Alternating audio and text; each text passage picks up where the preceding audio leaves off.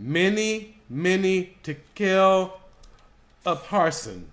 I might be butchering that. Okay. Nevertheless, the interpretation of the matter. Many means that God has numbered the days of your kingdom.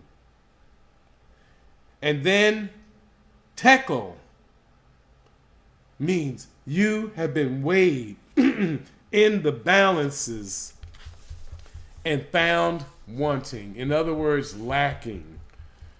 And then a parson, your kingdom is divided and given to the Medes and Persians. That was a death sentence, y'all, because listen to this. Then Belshazzar gave the command, and Daniel was clothed with the purple chain of gold was around his neck, and proclamation was made about him that he should be third ruler in the kingdom. But then listen lastly in verse 30. That very night, Belshazzar the Chaldean king was killed.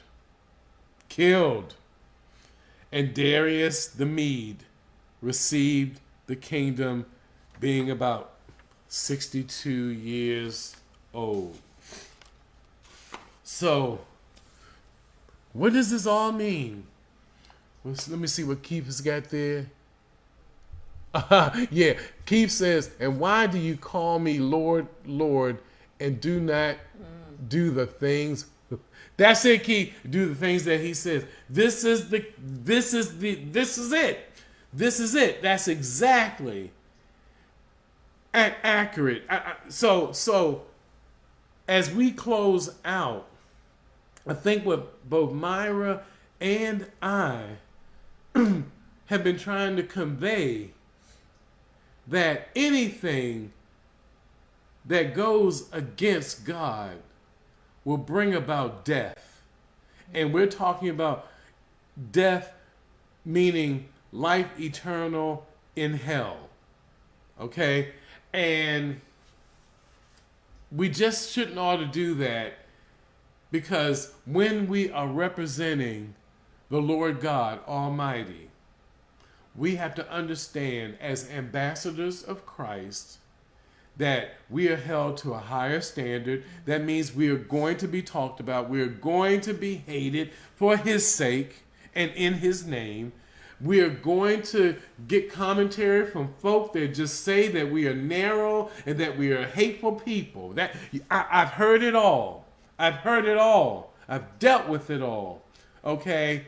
If things are making a turn for morality, you can best believe that you got a faction of folk that will call you out all kind of treacherous names, thinking that they are somehow moral. But again, because Myra set it up, how do you not be a terrorist when you're going and defecating people's property and hate speech? You're a threat when you can't even acknowledge that no matter whether you like it or not, the person that is in the Oval Office, he's there.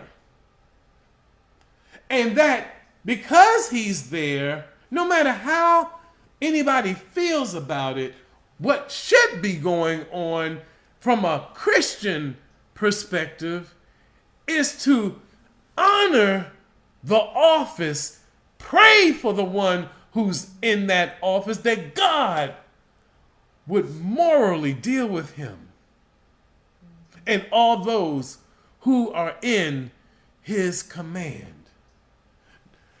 Not the hate speech that's going about, not all of the negativity that's happening.